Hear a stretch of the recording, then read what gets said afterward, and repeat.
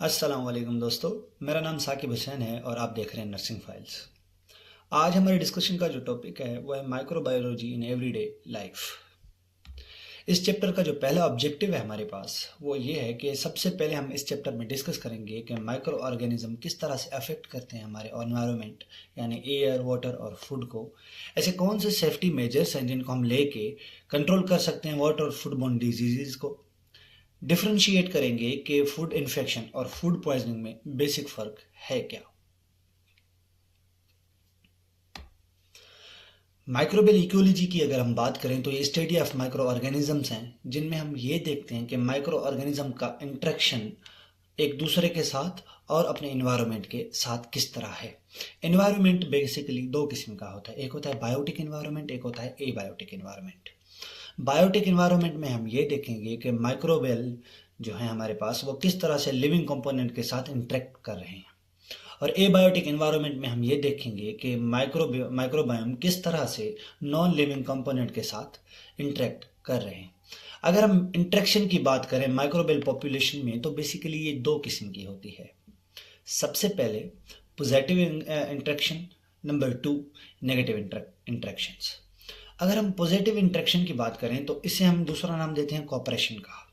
इसमें यह होता है कि माइक्रो ऑर्गेनिज्म या तो दूसरे ऑर्गेनिज्म को असिस्ट करेंगे या तो उन्हें बेनिफिट देंगे और यहाँ एक दूसरे को दोनों बेनिफिट देंगे। इस तरह से है जो पॉजिटिव इंटरेक्शन काम करती है। अगर नेगेटिव इंटरेक्शन की बात करें तो यह बेसिक जो इसका काम होता है वो लड़ाई होती है रिसोर्सेज पे।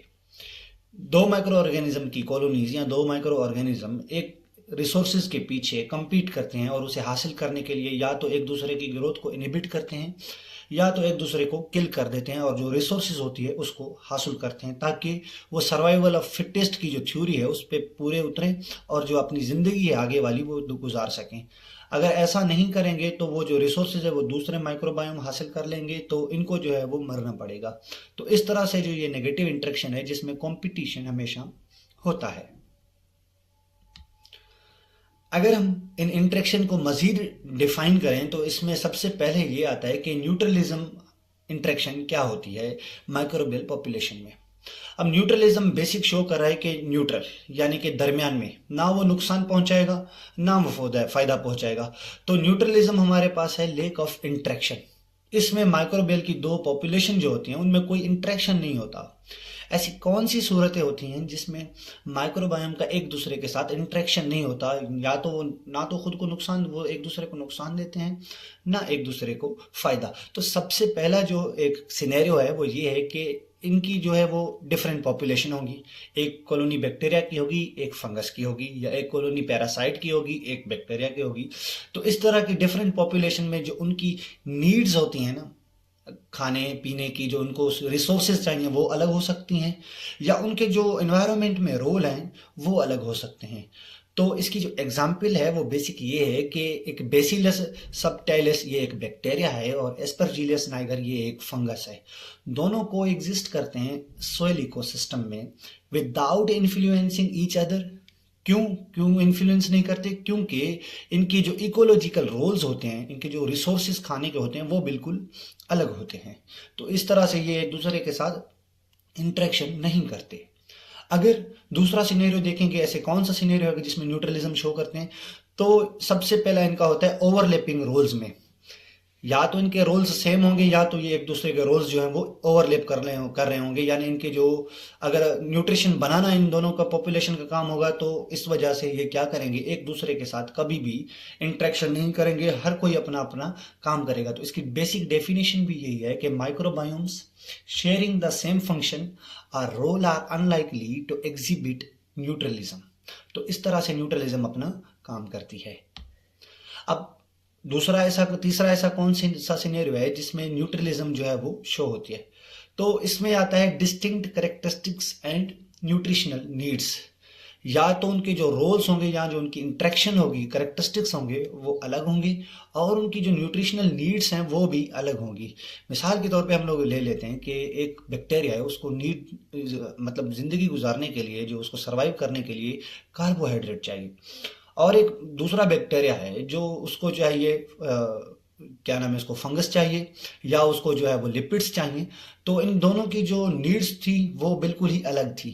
तो इस वजह से इनका जो इंटरेक्शन है एनवायरनमेंट में एक दूसरे के साथ कभी भी नहीं होगा, क्योंकि ये यूनिक न्यूट्रिशनल रिक्वायरमेंट के साथ होते हैं। तो यूनिक न्यूट्रिशनल रिक्वायरमेंट की वजह से ये एक दूसरे के साथ कभी भी इंटरेक्शन नहीं करते।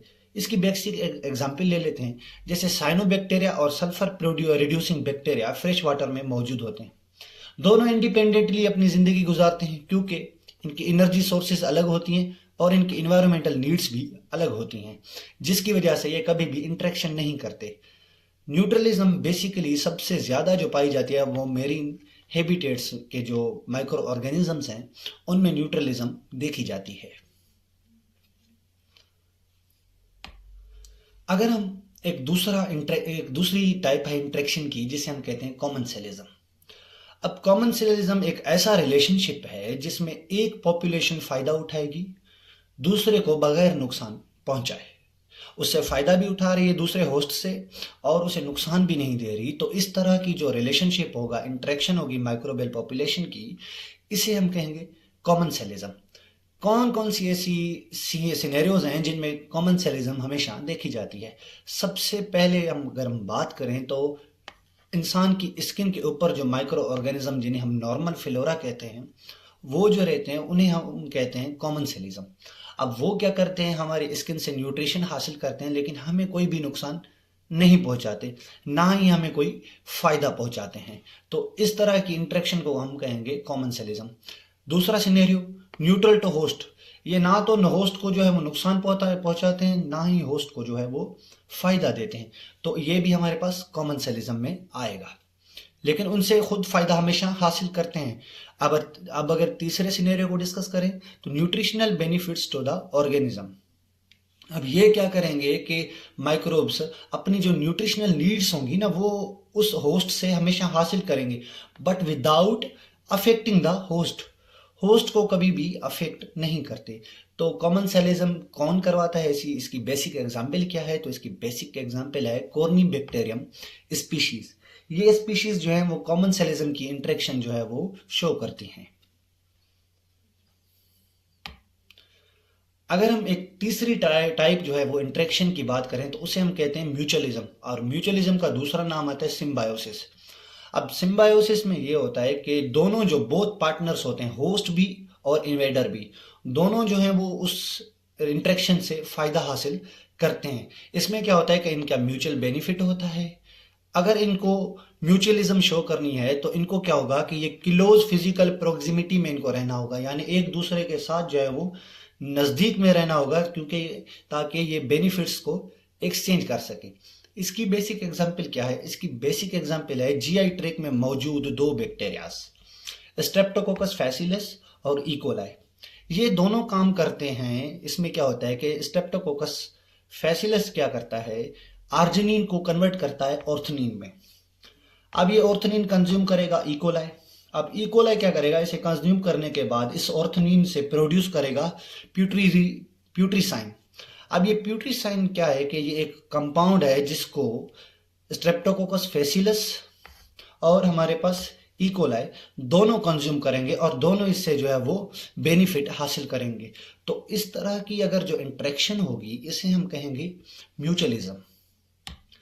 अब अगर हम बात करें एक चौथी टाइप की जिसे हम इंटरेक्शन की, जिसे हम कहते हैं एंटागोनिज्म। अब एंटागोनिज्म एक ऐसा रिलेशनशिप है माइक्रोबियल पॉपुलेशन में जिसमें क्या होगा कि एक माइक्रो ऑर्गेनिज्म को नुकसान होगा, दूसरे को फायदा होगा, और इस तरह से एक माइक्रो ऑर्गेनिज्म दूसरे की ग्रोथ या तो रोकेगा या तो उसकी ही पॉपुलेशन खत्म कर देगा, उसे किल करेगा। तो इस तरह के इंटरेक्शन को हम कहते हैं एंटागोनिज्म। अब इस एंटागोनिज्म को समझने के लिए जो वो 4 टाइप्स में डिवाइड किया गया है। सबसे पहली टाइप आती है competition, number 2 amensalism, number 3 parasitism, number 4 प्रीडेशंस। तो ये 4 टाइप्स हैं बेसिकली एंटागोनिज्म की, जिसके जरिए एक माइक्रोबियल पॉपुलेशन दूसरे माइक्रोबियल पॉपुलेशन को हमेशा नुकसान पहुंचाती है और अपने जो है वो सर्वाइवल के लिए रास्ता खोलती है। तो एक एक करके इन एंटागोनिज्म की टाइप्स को हम डिस्कस करते हैं।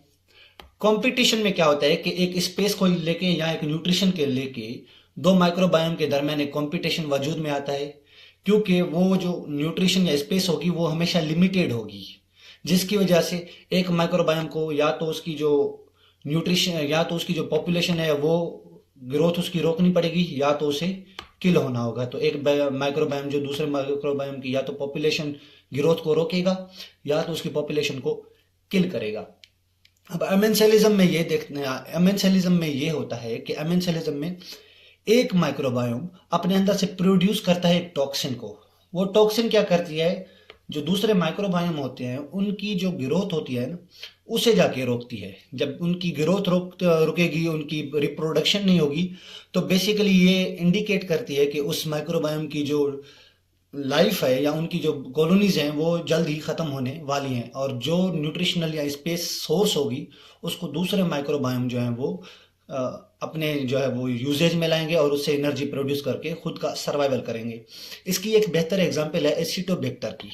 अब एसिटोबैक्टर क्या करता है, कन्वर्ट करता है इथेनॉल को एसिटिक एसिड में। अब ये एसिटिक एसिड जो है basically as a toxin substance काम करता है, और दूसरे जो माइक्रोबायोम होते हैं उनकी जो ग्रोथ होती है उनको जाके इनहिबिट करता है। तीसरी टाइप की बात करें पैरासिटिज्म की, तो पैरासिटिज्म में एक क्या होता है कि एक पॉपुलेशन जो है वो पैरासाइट कहलाती है। अब ये पैरासाइट क्या करेगी कि होस्ट के जो अंदर होगी वो जाके वहां पर रहेगी और वहां से जो है वो खुराक हासिल करेगी, लेकिन होस्ट को जाके नुकसान पहुंचाएगी। इसकी एक एग्जांपल ले लें कि एक जानवर है जिसे चोट लगने के बाद उसके ऊपर ये जख्म हो गया। अब जख्म पे क्या होगा कि एक माइक्रोबायोम की पॉपुलेशन आई जो इसे जाके इस यहाँ पे मौजूद जो कार्बोहाइड्रेट्स वगैरह होंगे, जो शुगर होगी, उसे जाके कंज्यूम करेंगे। जब ये उस न्यूट्रिशन को कंज्यूम तो कर रहे हैं, लेकिन इसकी वजह से, इनकी कॉलोनीज की फॉर्म होने की वजह से इस जो माइक्रोबायोम है या इस जो लिविंग जो ऑर्गेनिज्म है इसको नुकसान हो रहा है, क्योंकि जो इसका वूंड है वो हील नहीं हो रहा। नंबर 2, इसकी जो न्यूट्रिशन है वो माइक्रोबायोम तो यूज कर रहा है, लेकिन उसके बदले में इसको जो है वो हमेशा नुकसान दे रहा है। तो इस तरह की जो एंटागोनिज्म होगी उसे हम कहेंगे पैरासिटिज्म। एग्जाम्पल्स क्या हैं? Pathogenic microbes, viruses and obligate intracellular parasites. अब पेरिडेशन की बात करें तो पेरिडेशन में बेसिकली ये होता है कि एक माइक्रोबायोम एज अ प्रीडेटर, शिकारी के तौर पे काम करता है, और दूसरे जो माइक्रोबायोम्स होंगे छोटे छोटे सिमिलर माइक्रोबायोम्स, उन्हें इंगल्फ करेगा और उन्हें डाइजेस्ट करके जो है वो अपनी न्यूट्रिशनल रिक्वायरमेंट्स हमेशा पूरी करेगा। तो ये बेसिकली यहाँ पर हमारे जो इंट्रैक्शंस हैं माइक्रोबायोम के दूसरे माइक्रोबायोम के साथ, अपने एनवायरनमेंट के साथ खत्म होते हैं। अब अगर न्यूट्रिशनल हैबिटेट्स ऑफ माइक्रोबायोम की बात करें, नेचुरल हैबिटेट्स ऑफ माइक्रोबायोम की बात करें, तो माइक्रोबायोम इस अर्थ पर कहाँ कहाँ पर रहते हैं, तो बेसिकली वो 3 जगह हैं जहाँ पर माइक्रोबायोम हमेशा पाए जाते हैं। नंबर 1 लैंड, वाटर और एयर में। अब हम इनको एक एक करके हमेशा आप डिस्कस करते हैं। माइक्रोबायोम जो हैं वो एटमॉस्फेयर में किस तरह से पाए जाते हैं और एटमॉस्फेयर में ये गए कैसे। तो माइक्रोबायोम जो इंटर होते हैं एटमॉस्फेयर में वो वेरियस रिसोर्सेज से होते हैं। एटमॉस्फेयर में जाने के बाद ये या तो डाई हो जाएंगे, मर जाएंगे, या तो ये मूव करते हैं दूसरे एनवायरमेंट्स की तरफ। तो सोर्सेज क्या है माइक्रो ऑर्गेनिज्म की एटमॉस्फेयर में, उनको डिस्कस कर लेते हैं। Number 1 earth surface. Earth surface is the main source of airborne microbes. Number 2 dust particles. अब डस्ट पार्टिकल्स क्या करते हैं, इन माइक्रोब्स को कैरी करते हैं और ट्रेवल करते हैं through air. Number 3 surface water reservoir, जैसे कि हमारे पास तालाब हो गए, नदी नाले हो गए, तो ये हमारे पास सरफेस वाटर रिजर्वायर होते हैं। ये क्या करते हैं, अपने माइक्रोब्स को क्या करते हैं, रिलीज करते हैं थ्रू स्प्लैशिंग्स, छींटों के जरिए और एवापोरेशन के जरिए। तो छींटों और एवापोरेशन के थ्रू एज अ सोर्स ये माइक्रोबायोम हमारे पास सरफेस की तरफ जाएंगे। उसके अलावा ओपन जो गंदे नाले होते हैं, जैसे कि शहरों में हमेशा अर्बन एरियाज में देखे जाते हैं, तो ये इमिट करते हैं अपने अंदर से माइक्रोब्स को। नंबर 5 पे आता है respiratory droplets from the humans. जब इंसान को कोई भी इन्फेक्शन होता है, जैसे ट्यूबरक्यूलोसिस हो गया, इन्फ्लुएंजा हो गया, तो ये क्या करते हैं, छींटों के जरिए जो है वो उनको इमिट करते हैं बाहर। और ये हमारे पास सिग्निफिकेंट सोर्स है एनवायरनमेंट इसमें एटमॉस्फेयर में एयरबोर्न पैथोजन की। तो ड्रॉपलेट की सूरत में जो पैथोजन जाते हैं ये एयरबोर्न पैथोजन कहलाते हैं और ये एक सिग्निफिकेंट सोर्स हैं एटमॉस्फेयर में। उसके अलावा अगर हम देखें तो इन्फ्लुएंस क्या करते हैं माइक्रोबायोम हमारे एटमॉस्फेयर में, इनका क्या इन्फ्लुएंस है, फायदा देते हैं, नुकसान देते हैं, करते क्या हैं। माइक्रोबायोम जो सोयल से ओरिजिनेट करते हैं वो एटमॉस्फेयर को इन्फ्लुएंस करते हैं थ्रू देयर मेटाबॉलिक एक्टिविटीज। अब हम डिस्कस करते हैं कि इनके जो पॉजिटिव इम्पैक्ट्स हैं एटमॉस्फेयर में वो क्या हैं। सबसे पहला जो इनका पॉजिटिव इम्पैक्ट है वो ये है कि ये रिडक्शन करते हैं इन एयरबोर्न पोल्यूटेंट्स को। कौन कौन से एयरबोर्न पोल्यूटेंट्स हैं हमारे पास? Methane, hydrogen, carbon monoxide, benzene. इनको कंज्यूम करके मेटाबॉलिक एक्टिविटीज के थ्रू जो इनकी कंसंट्रेशन होती है इनको जाके डिक्रीज करते हैं।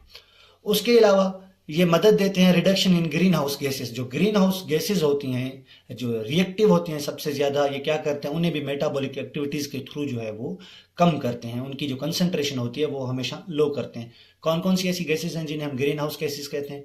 Number 1 carbon dioxide, number 2 methane, number 3 nitric and nitrous oxides. तो ये हमारे पास जो माइक्रोबायोम के एटमॉस्फेयर में थे वो थे फायदे।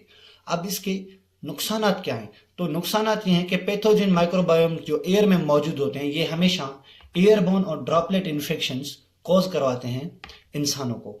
तो ये इनका जो है वो एक नेगेटिव इम्पैक्ट है माइक्रोबायोम का एटमॉस्फेयर में। उसके अलावा अगर हम माइक्रोबायोम की टाइप्स की बात करें तो कौन कौन सी जो ऐसी माइक्रोबायोम की माइक्रोब्स की स्पीशीज हैं जो एटमॉस्फेयर में पाई जाती हैं। अगर हम एटमॉस्फेयर की बात करें तो specially near the earth surface various microbiomes पाए जाते हैं, लेकिन उनमें 5 जो हैं वो नुमाया हैं। सबसे पहले एल्गी, फंजाई। फंजाई जो है इसका लार्जेस्ट प्रोपोर्शन जो है हमेशा नियर द अर्थ सरफेस मौजूद होता है। उसके अलावा बैक्टीरिया, प्रोटोजोआ और ईस्ट वगैरह। तो ये इन माइक्रोबायोम्स की कॉलोनीज हैं जो हमेशा एटमॉस्फेयर में पाई जाती हैं। अब अगर इनके हम एक स्पीशीज की बात करें, एक सिंगुलर स्पीशीज की बात करें जो एयर में पाई जाती हैं, तो सबसे पहले फंगल स्पीशीज को डिस्कस करते हैं।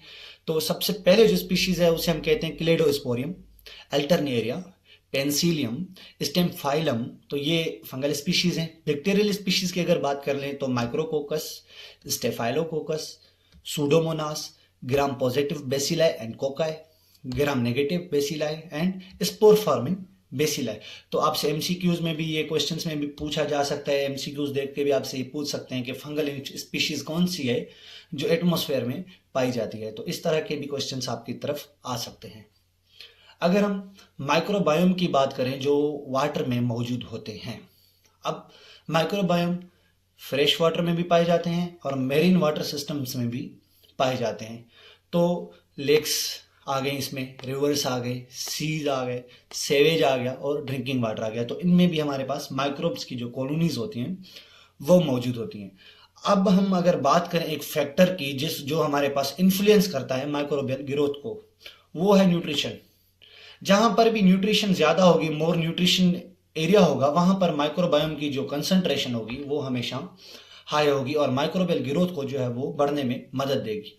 उसके अलावा अगर हम पानी के अंदर की बात करें ज्यादा डीपेस्ट में, तो वहां पे उनको डिजोल्व्ड ऑक्सीजन हमेशा लाजमी है एरोबिक माइक्रोबियल एक्टिविटी के लिए। उसके अलावा हम सोर्सेज की बात करें तो वो कौन कौन सी ऐसी सोर्सेज हैं जो वाटर को हमेशा कंटेमिनेट करती हैं इन्फेक्शन से, पैथोजन से।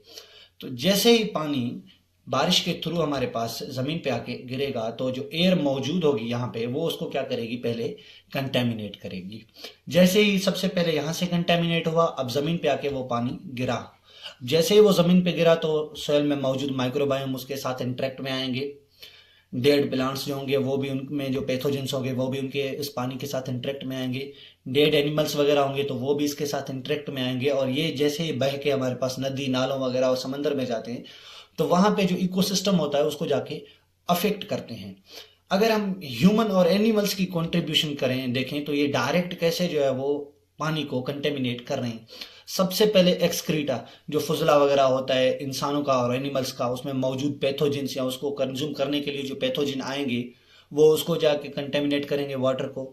डोमेस्टिक वेस्ट वेस्ट वगैरह जैसे हाउस होल्ड सेवरेज वगैरह हो गया, नाले हो गए घरों से जो निकलते हैं, वो भी जाके एक्वेटिक जो इकोसिस्टम होगा उसे कंटेमिनेट करेंगे। इंडस्ट्रियल वाटर सिस्टम की बात करें तो वहां से जो टॉक्सिक बाय प्रोडक्ट्स निकलती हैं वो भी जाके हमारे पास वाटर को कंटेमिनेट करेंगी। अगर हम classification of water based on environmental distribution की बात करें तो water exist in primary three forms. Water जो हमेशा वो थ्री फॉर्म्स में एग्जिस्ट करता है और इसकी ये इन्वायरमेंट में डिस्ट्रीब्यूशन है। Number 1 atmospheric water. अब एटमॉस्फेयर में जो वाटर मौजूद होता है वो होता है वेपर की सूरत में, क्लाउड्स की सूरत में और प्रेसिपिटेशन की सूरत में। उसके अलावा सरफेस वाटर की बात करें तो जमीन के ऊपर जो सरफेस पर मौजूद होता है अर्थ पर, वो वाटर रिवर्स की सूरत में मौजूद होगा, लेक्स की सूरत में मौजूद होगा और ओशंस की सूरत में मौजूद होगा। अगर ग्राउंड की बात करें तो जमीन के अंदर सोयल में मौजूद होगा और रॉक्स फॉर्मेशन के अंदर भी मौजूद होगा। अभी हम ये देखेंगे कि जो न्यूट्रिशनल रिक्वायरमेंट है बैक्टीरियाज की, कोई बैक्टीरिया ऑटोट्रोफिक है, कोई बैक्टीरिया हेटेरोट्रोफिक्स है, तो ये पानी के अंदर किस तरह से अपनी न्यूट्रिशनल रिक्वायरमेंट पूरी करते हैं। हमने पीछे भी पढ़ा कि on the basis of minerals कहीं पर माइक्रोबियल की एक्टिविटी ज्यादा होगी, वहां पे उनकी पॉपुलेशन ज्यादा होगी, कहीं पर कम होगी। तो according to mode of nutrition bacteria को क्लासीफाई किया गया है हेटेरोट्रोफ्स में और ऑटोट्रोफ्स में। हेटेरोट्रोफ्स वो बैक्टीरिया हैं जो कंज्यूम करते हैं उस खाने को। इसकी सीधी सी एग्जाम्पल एक ले लेते हैं, जैसे इंसान और जानवर जो हैं वो कंज्यूम करते हैं चीज़ों को अपनी सर्वाइवल के लिए। इस तरह से जो बैक्टीरिया दूसरी चीज़ों को कंज्यूम करेंगे, दूसरों पर डिपेंडेंट होंगे, ऐसे बैक्टीरिया को हम कहेंगे हेटेरोट्रोफिक बैक्टीरिया। अब दूसरी टाइप आती है ऑटोट्रोफिक बैक्टीरिया। ये वो बैक्टीरिया है जो प्रोड्यूस करते हैं खाना अपने लिए और ये कैपेबल होते हैं सिंथेसाइज करने के लिए अपने फूड को। इसकी एक एग्जांपल आती है एल्गी और बैक्टीरियाज वगैरह, और इसकी आम लफ्जों में अगर एग्जांपल देख ले जैसे प्लांट्स को हम कंज्यूम करते हैं, हम हुए हेटेरोट्रोफिक। और प्लांट्स क्या है, अपने लिए खुद खाना बनाता है थ्रू फोटोसिंथेसिस के। उसके अलावा अगर हम हेटेरोट्रोफिक की टाइप्स की बात करें तो इसमें इंक्लूड होते हैं स्पैरोट्रोफ्स, सिम्बायोटिक और पैरासाइटिक बैक्टीरिया। अगर ऑटोट्रोफ्स की बात करें तो ऑटोट्रोफ्स में फोटोसिंथेटिक और कीमोसिंथेटिक बैक्टीरिया इन दो तरीकों के साथ अपना खाना खुद बनाते हैं। अगर हेटेरोट्रोफिक की बैक्टीरिया की जो टाइप्स हमने पीछे डिस्कस की, अगर उनको इंडिविजुअली डिस्कस करें तो स्पैरोट्रोफिक जो होते हैं हमारे पास सेप्रोट्रोफिक, ये क्या करते हैं कि ये डेड ऑर्गेनिक मटेरियल को कंज्यूम करते हैं और एज इनको डिकम्पोजर के तौर पे जाना जाता है। ये एब्जॉर्ब और यूटिलाइज करते हैं इन कंपाउंड्स में जो एनर्जी मौजूद होती है और इसे एनर्जी में कन्वर्ट करके अपनी जो सर्वाइवल होता है उसे मेंटेन रखते हैं। उसके अलावा सिम्बायोटिक अगर बैक्टीरिया की बात करें तो ये दूसरे ऑर्गेनिज्म से एसोसिएटेड होते हैं और उन पे डिपेंडेंट होते हैं और क्या करते हैं कि दूसरों ऑर्गेनिजम्स के अंदर रहते हैं और ये क्या करते हैं कि अपने होस्ट से खाना हासिल करते हैं but without harming it, host को कभी भी नुकसान नहीं देते। अगर इसकी तीसरी हेटेरोट्रोफ बैक्टीरिया की न्यूट्रिशन मोड की बात करें तो इनमें आती है तीसरी पॉपुलेशन जिसे हम कहते हैं पैरासाइटिक बैक्टीरिया। ये क्या करते हैं, होस्ट के टिश्यूज के अंदर गिरो करते हैं और वहां से खाना हासिल करते हैं, लेकिन होस्ट को क्या करते हैं, नुकसान देते हैं और ये होस्ट को इस एक्सपेंसिव बहुत पड़ते हैं क्योंकि होस्ट खुद अपने लिए खाना तैयार करता है, वो खुद अपनी न्यूट्रिशनल रिक्वायरमेंट पूरी नहीं कर पाता और ये क्या करते हैं, उसकी जो न्यूट्रिशनल रिक्वायरमेंट होते हैं उसे पूरा नहीं करने देते और जो भी खाना होता है उसे खुद कंज्यूम करते हैं। इस वजह से जो होस्ट होगा वो मेल न्यूट्रिशन का शिकार होगा, उसके बॉडी लॉस होगा, वेट लॉस होगा, लिथार्जी होगी और इस तरह के जो वो साइन और सिम्टम्स उसमें नजर आना शुरू हो जाएंगे। अगर ऑटोट्रोफिक बैक्टीरिया की बात करें तो इसमें दो टाइप्स आती हैं, फोटोसिंथेटिक बैक्टीरिया और कीमोसिंथेटिक बैक्टीरिया।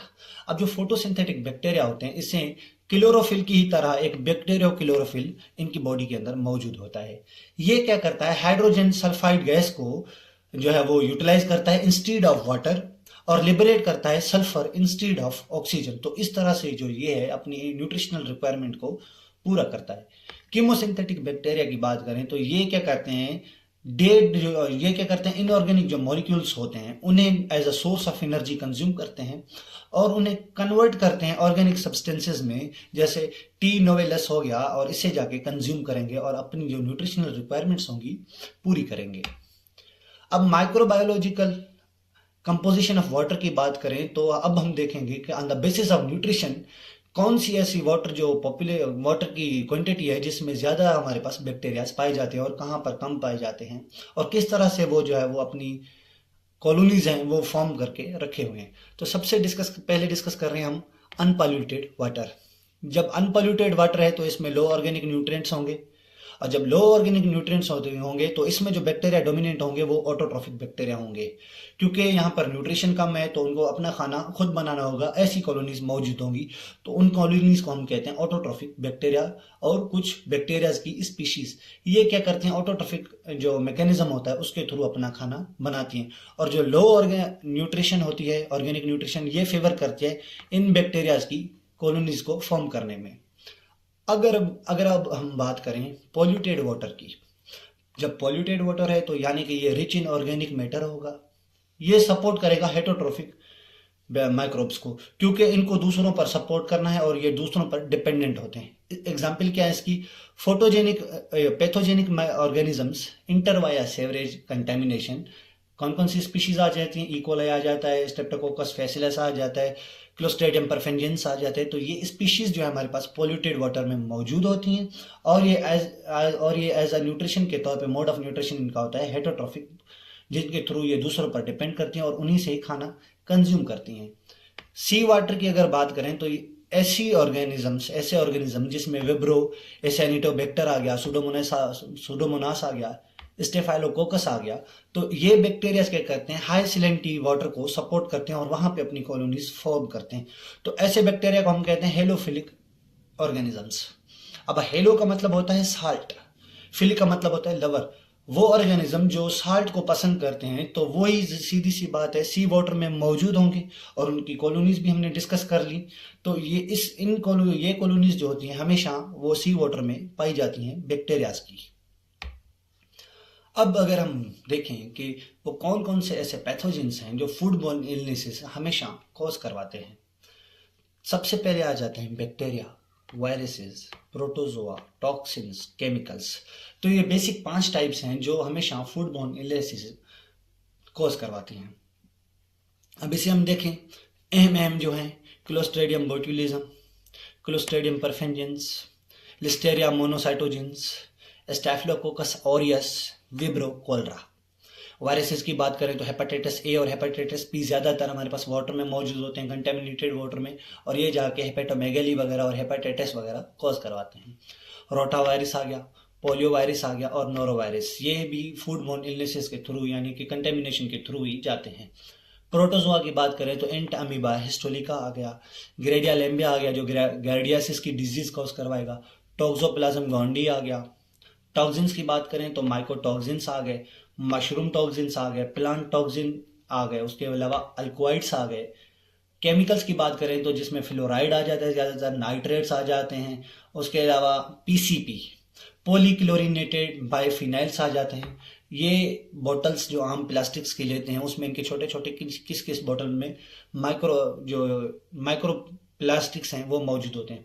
अगर कोई किसी बोतल पे लिखा हुआ है कि ये पीसीपी फ्री नहीं है तो आप उसको कभी भी उस बोतल में पानी नहीं पिएगा, उसमें कोई भी चीज़ कंज्यूम नहीं करिएगा, क्योंकि पीसीपी जो है वो कॉज करवाती है कैंसर्स। तो जिन बोतल पे लिखा होता है कि पीसीपी ये फ्री है, आप उस बोतल को कंज्यूम करें और उस बोतल के थ्रू जो है वाटर वगैरह हमेशा पिया करें।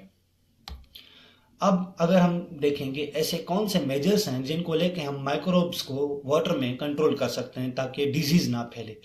सबसे पहला आ जाता है सबसे पहली जो पॉइंट आ जाती है वो होती है water purification methods. Water purification method के थ्रू हम इंश्योर करेंगे सेफ ड्रिंकिंग वाटर को एडवांस फिल्ट्रेशन और ट्रीटमेंट पर्पसेस से, ताकि जो है वो हमारे पास फूड बॉर्न इलनेसेस जो है वो ज़्यादातर कॉज ना हो, और माइक्रोबायोम की जो पॉपुलेशन है वाटर में वो हमेशा लिमिटेड रहे, या जो पीने का पानी है उसमें हो भी ना। Proper waste water treatment.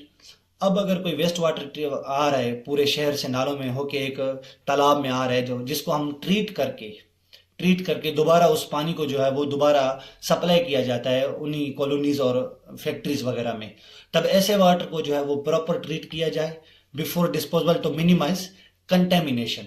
यहाँ उस वाटर को हम यूटिलाइज नहीं कर रहे, तब भी उसको क्या करेंगे कि प्रॉपर ट्रीट करके उसके जो कंटेमिनेशन होगी उसको मिनिमाइज करके डिस्पोज करेंगे।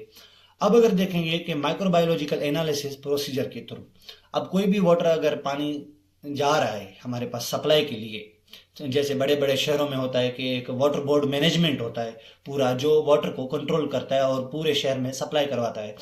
तो इस तरह की जो एजेंसीज होती हैं तो उनमें ये रिकमेंडेड होता है कि आप रेगुलर बेसिस पे पानी को टेस्ट करें, उसकी क्वालिटी चेक करें और हमेशा डिटेक्ट करें कि इस पानी में कोई भी माइक्रोबियल हेजर्ड्स तो मौजूद नहीं है, जैसे नेगलेरिया वगैरह आया था अभी कुछ दिनों पहले ही कराची में। तो इस तरह की जो चीज़ें हैं उनको हमेशा डिटेक्ट किया जाता है पानी भेजने से पहले, ताकि जो कॉज ऑफ एजेंट है जो डिजीज करवा रहा है वो ऐसा कोई माइक्रोबियल हेजर्ड्स तो उस पानी में मौजूद नहीं, ताकि उसको रोका जाए और उस हेजर्ड को हमेशा मिनिमाइज किया जाए। अब अगर देखें तो हम बायो जियोकेमिकल साइकिल्स हैं, ये प्रोसेसेस होते हैं द इकोस्फीयर में। इनके थ्रू क्या होता है कि माइक्रो ऑर्गेनिज्म जो है वो कंटिन्यूस मूवमेंट और ट्रांसफॉर्मेशन के थ्रू मटेरियल को जो है वो बायोकेमिकल एक्टिविटीज़ के साथ उनको जो है वो यूटिलाइज करते हैं और अपनी न्यूट्रिशन का हासिल करते हैं। और जो बैलेंस है गैसेस का, बायोकेमिकल्स का, तो उनको जो है वो एनवायरनमेंट में हमेशा बैलेंस करते हैं। तो आए इनको एक एक करके डिस्कस करते हैं। सबसे पहले आ जाती है carbon cycle, nitrogen cycle, sulphur cycle और फॉस्फोरस साइकिल। अब अगर कार्बन साइकिल की बात की जाए तो कार्बन साइकिल एटमॉस्फेयर में बेसिकली 3 तरीकों से जाती है। सबसे पहले प्लांट और एनिमल्स की रेस्पिरेशन के थ्रू। अब ये प्लांट और एनिमल्स जब ये मर जाएंगे, डेड हो जाएंगे, तब ये इन्हें कहा जाएगा डेड ऑर्गेनिजम्स। अब इन डेड ऑर्गेनिज्म की जब डिकम्पोजिशन का प्रोसेस होगा, तब इस डिकम्पोजिशन के प्रोसेस के थ्रू भी CO2 एनवायरनमेंट में इमिट होगी। अब अगर ये डिकम्पोजिशन का प्रोसेस नहीं हुआ और ये कन्वर्ट हो गए फॉसिल फ्यूल्स में, अब ये फॉसिल फ्यूल्स क्या होगा कि इसको जो है फैक्ट्रीज, ऑटोमोबाइल्स, इंडस्ट्रीज यूटिलाइज करेंगी और इसके थ्रू, बर्निंग के थ्रू जो है वो CO2 को एनवायरनमेंट में इमिट किया जाएगा। अब इस CO2 को एनवायरनमेंट में बैलेंस करने के लिए अल्लाह पाक ने इस दुनिया में जो है वो प्लांट्स, एल्गी और साइनोबैक्टीरिया की फॉर्मेशन की। अब ये क्या करेंगे, इस CO2 को यूटिलाइज करेंगे प्लांट्स, एल्गी और साइनोबैक्टीरिया, और दोबारा इसे O2 में कन्वर्ट करेंगे और ये O2 जो है वो जानवर इनको हासिल करेंगे और जो प्लांट्स हैं इनको जानवर वगैरह जो है वो कंज्यूम करेंगे, और जब ये दोबारा मर जाएंगे तो एज अ डिकम्पोजिटर के तौर पे काम करेंगे। अब इस साइनोबैक्टीरिया को इस CO2 को नंबर 1 पे किसने बैलेंस किया, प्लांट्स, एल्गी और साइनोबैक्टीरिया में। जब ये CO2 बाकी बची हुई क्या करेगी कि एज अ डिजॉल्व्ड CO2 के तौर पे सी में जाएगी। अब समंदर में मौजूद प्लांट्स, एल्गी और साइनोबैक्टीरिया मौजूद होंगे, वो इसे क्या करेंगे, फोटोसिंथेटिक फिक्सेशन के थ्रू इसकी जो है वो फिक्सेशन करेंगे। जब ये फिक्सेशन करेंगे, जब ये इन्वायरमेंट जो समंदर में मौजूद प्लांट्स, एल्गी और साइनोबैक्टीरिया होंगे, इनकी जब डेथ होगी तो इससे इन्हें एक्वेटिक बैक्टीरिया क्या करेंगे, इन्हें यूटिलाइज करेंगे। और एक्वेटिक बैक्टीरिया जब इन्हें यूटिलाइज करेंगे तो ये अपने अंदर से भी सीधी सी बात है CO2 को इमिट करेंगे और मीथेन गैस को। ये मीथेन गैस दोबारा डिजोल्व होगी हमारे पास और CO2 डिजोल्व होगी दोबारा समंदर में। समंदर में मौजूद प्लांट और एल्गी, साइनोबैक्टीरिया इसकी जो है दोबारा फिक्सेशन करेंगे। इस तरह से ये कार्बन साइकिल इस एनवायरनमेंट में, इस दुनिया में चल रही है और इस तरह से CO2 का बैलेंस हुआ पड़ा है। ज़्यादा CO जैसे इमिट होती है उसको बैलेंस नहीं हो पाता, तो ये ग्रीन गैसेस का जो है वो ग्रीन हाउस गैसेस का अफेक्ट करती है। और ये जो आप देख रहे हैं कि इतनी गर्मी बढ़ चुकी है, सर्दियां बहुत कम हो रही हैं, तो ये इसका एक नेगेटिव इम्पैक्ट है ज़्यादा CO2 का एनवायरनमेंट में, जो हमारे पास फिक्स नहीं हो पा रही। अब अगर हम बात करें कि नाइट्रोजन साइकिल की, नाइट्रोजन साइकिल की बात की जाए तो नाइट्रोजन गैस हमेशा N2 फ्री नाइट्रोजन गैस की सूरत में एनवायरनमेंट में मौजूद होती है। अब इस N2 को जो है वो फिक्स करने के लिए बेसिकली 3 मेथड होते हैं। लिगुमिनस प्लांट्स जिसमें पीज आ गए हमारे पास, मूंगफली वगैरह जिसे हम कहते हैं वो आ गए, उनके प्लांट्स क्या करेंगे कि ये उसे कंज्यूम करेंगे N2 को, और इनकी रूट्स में मौजूद सिम्बायोटिक बैक्टीरिया मौजूद होंगे। ये क्या करेंगे कि इस N2 की फिक्सेशन करेंगे और इसे कन्वर्ट करेंगे अमोनिया में, number 1। Number 2, non symbiotic bacteria जैसे एजोबैक्टर वगैरह हो गए, ये इस N2 को कन्वर्ट करेंगे फिक्सेशन के थ्रू और फिक्स करके इससे अमोनिया में कन्वर्ट करेंगे। नंबर 3, जो फर्टिलाइजर इंडस्ट्रीज होती हैं, ये इस N2 को कन्वर्ट करेंगे और फर्टिलाइजर में कन्वर्ट करके इसे NH3 यानी कि अमोनिया की फॉर्म में कन्वर्ट कर लेंगे। अब इस अमोनिया को कन्वर्ट होना होता है नाइट्राइट्स में, जिस प्रोसेस को हम कहते हैं नाइट्रिफिकेशन। और ये नाइट्रिफिकेशन कौन करवाता है? Nitrosomonas bacterias. अब इस नाइट्राइट्स को कन्वर्ट होना होता है नाइट्रेट्स में। अब इसे कौन कन्वर्ट करवाएगा? नाइट्रोबैक्टर, बैक्टीरियाज मौजूद होते हैं। अब इस नाइट्रेट्स के पास दो ऑप्शन होते हैं, या तो असाइमिलेशन के थ्रू दोबारा इसको प्लांट्स जज़ब करेंगी। अब जब जज़ब करने के बाद दोबारा इसे अपनी प्रोटीन्स, अपने स्ट्रक्चर्स वगैरह फॉर्म करेंगे।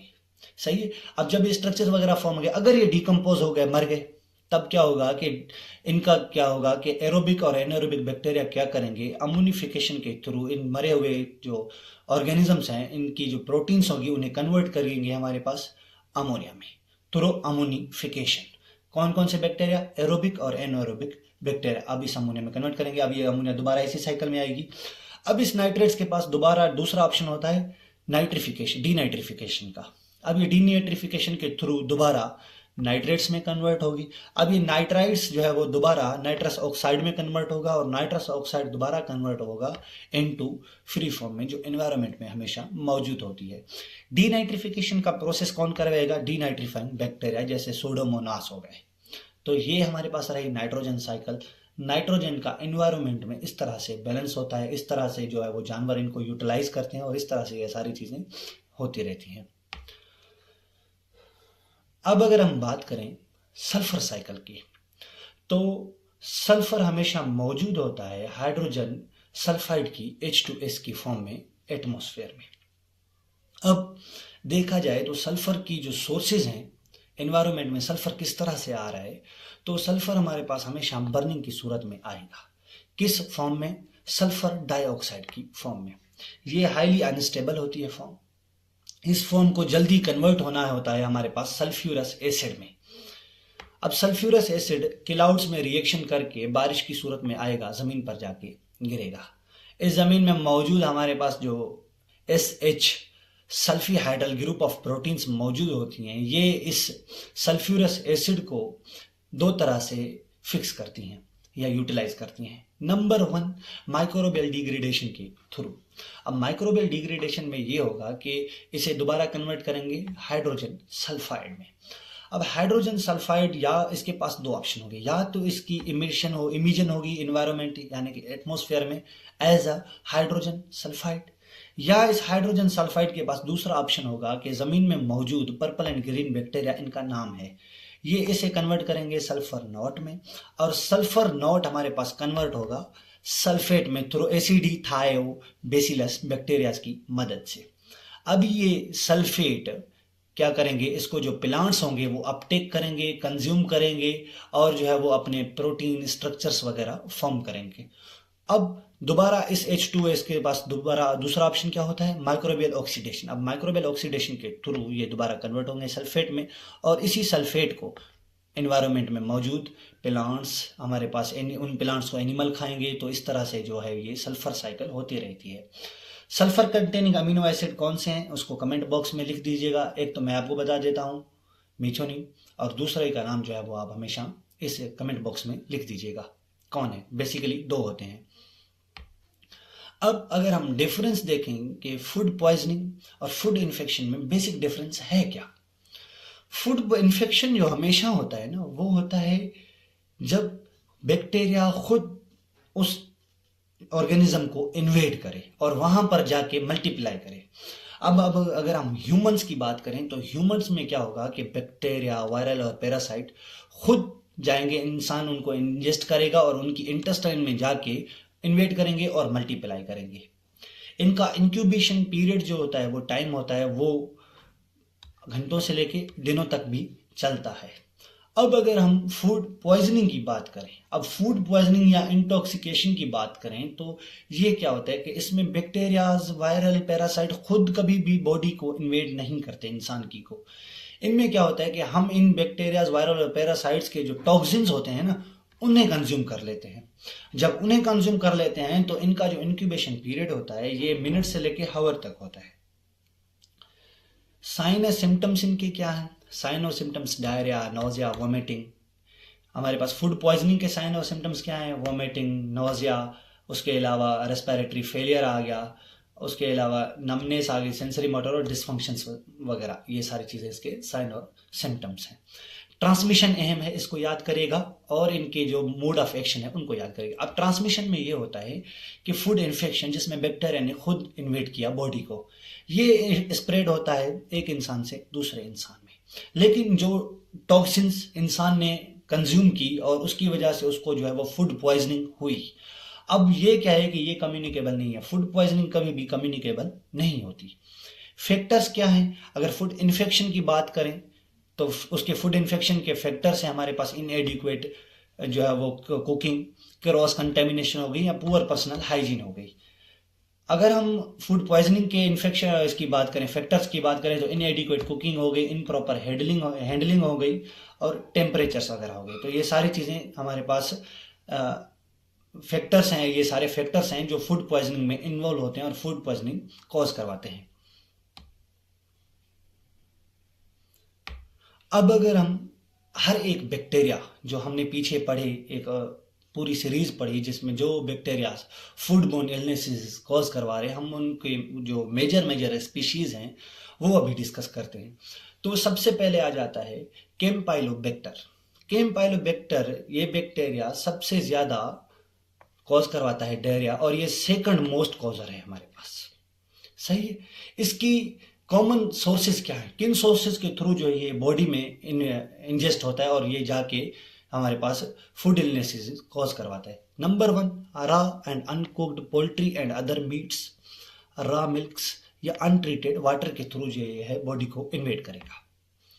Number 2, Clostridium botulinum. ये क्या करेगा? ये एक किस्म का बैक्टीरिया है जो अपने अंदर से टॉक्सिन रिलीज करेगा और एक डिजीज कॉज करवाएगा जिसे हम कहेंगे बोट्यूलिज्म।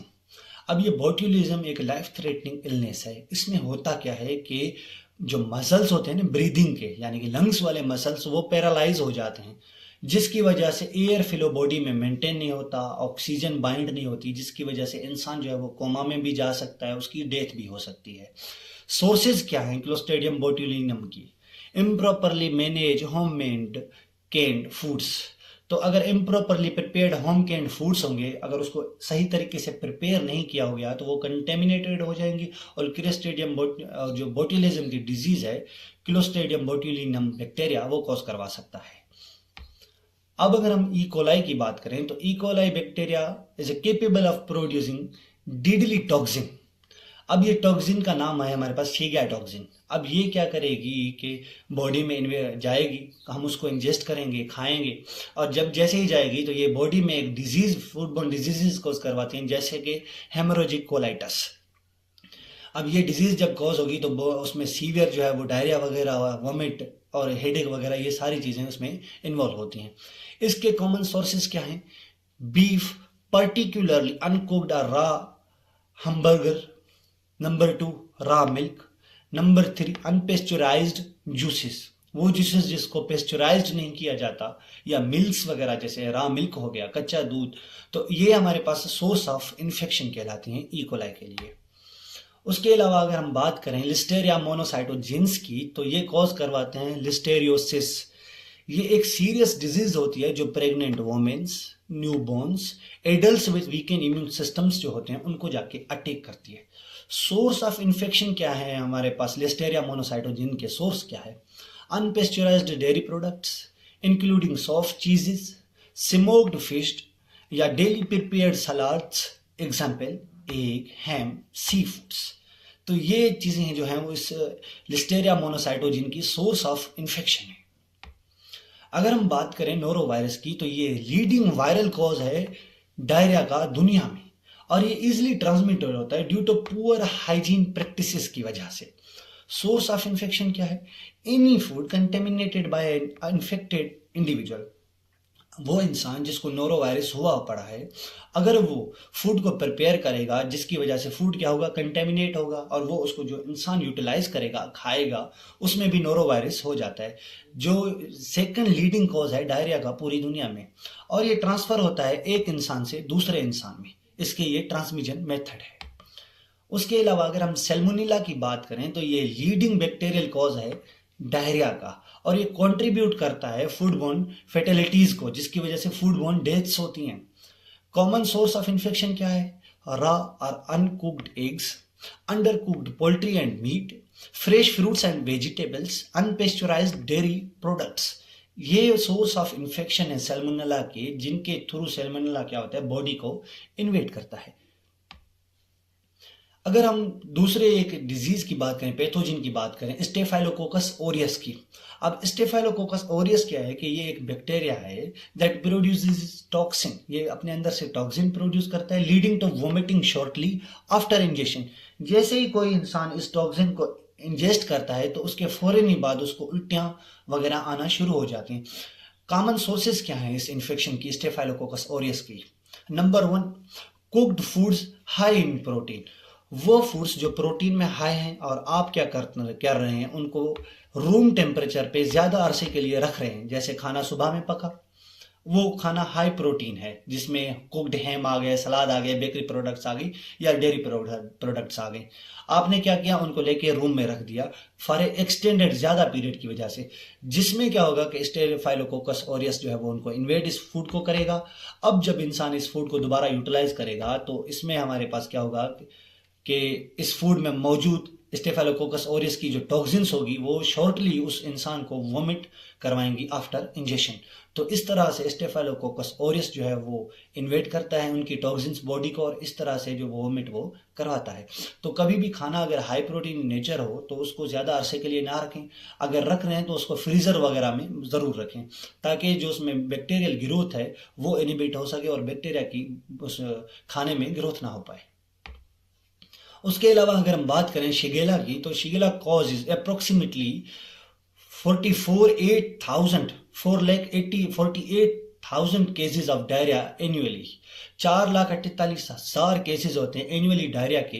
किसकी वजह से? शिगेला की वजह से। It is easily transmitted through poor hygiene, passing from person to person and from infected individuals to food items. अब ये क्या होता है कि एक इंसान से दूसरे इंसान में भी जाएगा फूड के थ्रू, पुअर हाइजीन की वजह से इस फूड को इन्वेट करेगा, इस फूड को एक दूसरे इंसान ने खाया, अब उसको भी ये शिगेला हो गया। अब क्या होगा कि इस इंसान से दूसरे इंसान की तरफ भी ये इन्वेट हो सकता है। तो बेसिक हम क्या कर सकते हैं कि इससे बचने के लिए हाथों को जो है वो प्रॉपर हाइजीन रखें खाना बनाने वक्त, ताकि जो ये शिगेला है वो इसको इन्वेट ना कर सके और पेशेंट को जो है वो डायरिया, उस इंसान को जो है वो डायरिया ना हो सके। इसके कॉमन कॉजेज क्या हैं? सलाड्स आ गया, कंटेमिनेटेड वाटर आ गया, any food handled by an infected individual, जो शिगेला से इन्फेक्टेड है पर्सन, अगर वो उसको हैंडल करेगा, उसको प्रिपेयर करने में मदद देगा, तो क्या करेगा, शिगेला इसको इन्वेट करेगा और दूसरे इंसानों में जो है वो डायरिया वगैरह कोज करवाएगा। अगर हम टोक्सोप्लाज्म गोंडी की बात करें तो toxoplasma is a parasite responsible for toxoplasmosis. ये एक सीवियर किस्म की डिजीज है जो सेंट्रल नर्वस सिस्टम के डिसऑर्डर कॉज करवाती है, जिसमें क्या होता है, मेंटल रिटार्डेशन, विजुअल इम्पेयरमेंट बच्चों में ज्यादातर, और ये ज्यादातर जो अफेक्ट करती है प्रेग्नेंट वुमेन को due to their weakened immune systems. क्यों? इस वजह से ये क्या होता है कि हायर रिस्क पर होती है प्रेग्नेंट वुमेन टोक्सोप्लाज्मोसिस डिजीज होने के लिए। कॉमन कॉजेज क्या है? रा और अनकुक्ड पोर्क, सुअर का जो मिल्क होता है वो अगर कच्चा या अनकुक्ड हो तो अगर उसको कंज्यूम करेंगे तो उसकी वजह से टोक्सोप्लाज्मोसिस हो सकता है। और टोक्सोप्लाज्मा गोंडी है क्या? पैरासाइट इन्फेक्शन है। उसके अलावा अगर हम 5F की बात करें, ये 5F डिजीज ट्रांसमिशन को रोकने के लिए बनाए गए हैं। अगर हम इन पे कंट्रोल कर लेते हैं तो जो है वो डिजीज ट्रांसमिट कभी भी नहीं होती, और इन 5F के थ्रू ही डिजीज ट्रांसमिशन हमेशा होती है। अगर फूड सही नहीं होगा, कंटेमिनेटेड होगा, तो उसकी वजह से भी डिजीज कॉज हो सकती है। फीसिस है, अब फीसिस इंसान ने जब वॉशरूम वगैरह गया, उसने हाथ प्रॉपर सैनिटाइज नहीं किया, हाथों को सही नहीं धोया, वेस्ट को डिस्पोजल सही नहीं किया, जिसकी वजह से कंटेमिनेशन होगी। Fingers, lake of hand hygiene, हाथ साफ सही से नहीं किए, चीज़ों जो कंटेमिनेटेड चीज़ें हैं उनको टच कर लिया, जिसकी वजह से भी क्या होगा, हमारे पास ट्रांसमिशन होगी उस पैथोजन की। फिलाइस ज़्यादातर रोल करती हैं, खाना खुला छोड़ दिया, सारी चीज़ें रख दी, बर्तन खुले छोड़ दिए, तब वहाँ पर क्या करेंगी कि जो कंटेमिनेटेड फिलाइस होगी, रिसोर्सेज है, जो पानी गंदे पे बैठ रही हैं, गंदे नालों पे बैठ रही हैं, वहाँ पे मौजूद जो पैथोजेंस हैं वो उनमें इन्वेड हो रहे हैं, और ये फिलाइस क्या करें, एज अ रिजर्वायर और एज अ कैरियर के तौर पे काम करें और जाके दूसरी चीज़ों में कंटेमिनेशन करवाती हैं। फोमाइट्स, अगर हम फोमाइट्स की बात करें तो एक इंसान अगर नोरो वायरस से इन्फेक्टेड है और उसके हमने चीज़ों को कैरी कर लिया, जिसमें डोर हैंडल्स आ गए, एंचल्स आ गए, उसके टॉवल्स वगैरह आ गए, उसकी चीज़ें आ गई, अगर हम उसको कैरी कर रहे हैं और उनको अपने डेली यूजेज में ला रहे हैं तो उसकी वजह से भी जो है वो इन्फेक्शन फैल सकता है। तो ये 5F हैं जिनके थ्रू जो है वो डिजीज़ ट्रांसमिट होती हैं, और इन्हीं में अगर हम मॉडिफिकेशन कर लें, चीज़ों को संभालना शुरू कर दें, तो जो है वो जो डिजीज़ होगी वो ट्रांसमिट कभी भी नहीं हो पाएगी, और जो फूड बॉर्न इलनेसेस हैं उनका जो रेशो है वो कम हो जाएगा। थैंक यू सो मच आपके सपोर्ट के लिए। ये चैप्टर थोड़ा सा लेंदी था और थोड़ा सा इसमें जो है वो कॉन्सेप्चुअल था। जो हमने चीज़ें आखिर में डिस्कस की, फूड पैथोजेंस जो हैं वो फूड इलनेसेस कॉज करवा सकते हैं, ज़्यादातर जो MCQs हैं वो यहाँ से आएंगे और इनके कॉज ऑफ इन्फेक्शन की वजह से आएंगे कि सोर्सेज क्या है इनकी।